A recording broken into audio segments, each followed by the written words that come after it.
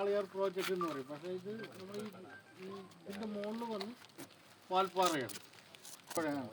ഈ പുഴയിന് ബ്ലോക്ക് ചെയ്തിട്ടാണ് ഡാം കിട്ടിയിരിക്കുന്നത്.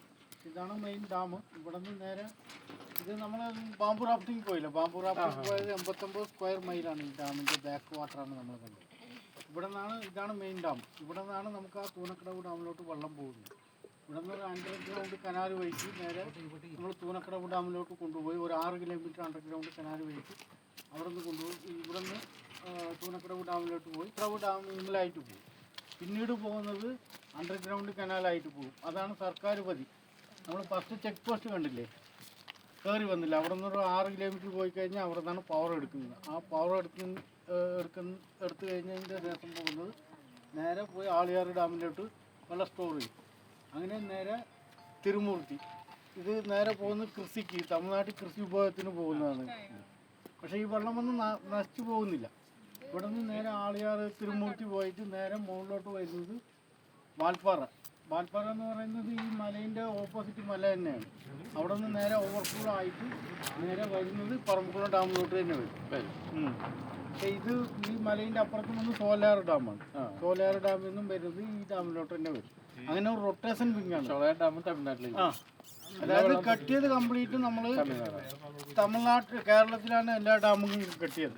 അതായത് പണ്ട് ഈ കാമരാജർ പീരീഡിൽ വന്നിട്ട് നമ്മൾ എല്ലാം വന്നിട്ട് നോക്കിക്കഴിഞ്ഞാൽ തമിഴ്നാടിൻ്റെ അണ്ടറിലായിരുന്നു. അപ്പോൾ നമ്മൾ ഈ കന്യാകുമാരി അവർക്ക് കൊടുത്തിട്ട് പാലക്കാട് ഡിസ്ട്രിക്ട് നമുക്ക് തിരിച്ചു തന്നപ്പോൾ സ്ഥലം നമ്മുടെയുമായി, ഡാം കൺട്രോളും തമിഴ്നാട്ടിലേക്കുമായി.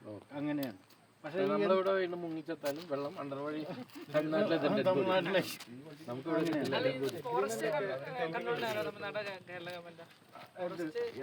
സ്ഥലം നമ്മുടെയാണ്.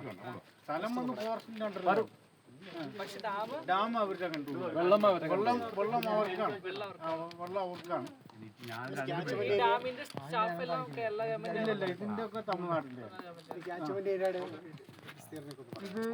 89 സ്ക്വയർ മൈലാണ് ഇതിന്റെ ബാക്ക് വാട്ടർ.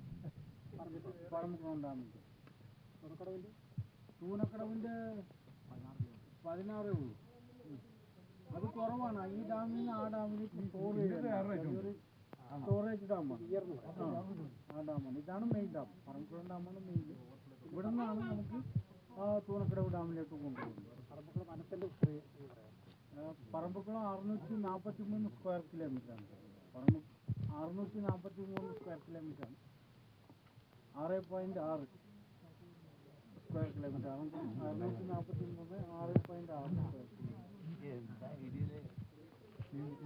കാട്ടിലുള്ള മൃഗങ്ങൾ ഇവിടെ നമ്മൾ സിംഹോയിച്ച എല്ലാ മൃഗങ്ങളുണ്ട്.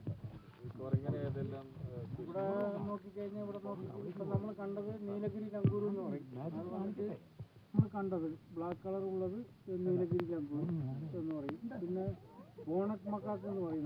മക്കാക്ക് എന്ന് പറയുന്നത് നമ്മൾ ഈ വെള്ളക്കുരങ്ങ് കണ്ടില്ലേ, അത് മക്കാക്ക് തന്നെയാണ്. ബോണക് മക്കാക്ക് എന്ന് പറയും. പിന്നെ ലയൺ ടൈൽഡ് മക്കാക്ക് ഉണ്ട്. അത് നമ്മൾ ഈ കാടുകളിൽ നമുക്ക് കാണാൻ പറ്റില്ല. ഇത് വന്നിട്ട് നമ്മൾ എവർഗ്രീൻ ഫോറസ്റ്റിൽ നമുക്ക് കാണാൻ പറ്റുള്ളൂ. ലയൺ ടൈൽഡ് നമ്മൾ നാളെ നമ്മൾ ട്രക്കിങ്ങിന് പോകുമ്പോൾ ചെറിയൊരു നമുക്ക് പാർക്ക് കാണാം. എവർഗ്രീനിലോട്ട് നമ്മൾ ചെല്ലും. ഒരുപാട് ചെല്ലില്ല, ഒരു ചെറിയൊരു എവർഗ്രീൻ പാർക്ക് നമുക്ക് പോകാറുണ്ട്. അപ്പോൾ നാളെ നമുക്ക് അതിനെക്കുറിച്ച് നമുക്ക് പറഞ്ഞുതരാം. ആ കാട്ടിലോട്ട് പോകുമ്പോൾ 3 അല്ല, പിന്നെ നമ്മൾ മറ്റേ ഇതുണ്ട്, കൺമാൻ ലങ്കോറുണ്ട്. നമ്മൾ ടോപ്പ് ശില്പി ഭാഗത്ത് കാണുന്നുണ്ടല്ലോ ഒരു കുരങ്ങ്, അതും കൺമാൻ ലങ്കോർ വെള്ളയായിട്ടുള്ള വൈറ്റ് കളർ, അതും ഉണ്ട്. പിന്നെ സിൻഡർ ലോറീസ് എന്ന് പറയും, തേവാങ്ക്, അതും കുരങ്ങ് വർഗത്തിൽ ചേർന്ന് തന്നെ. അപ്പോൾ ഇത്ര ഇനം കുരങ്ങാണ് ഉള്ളത്.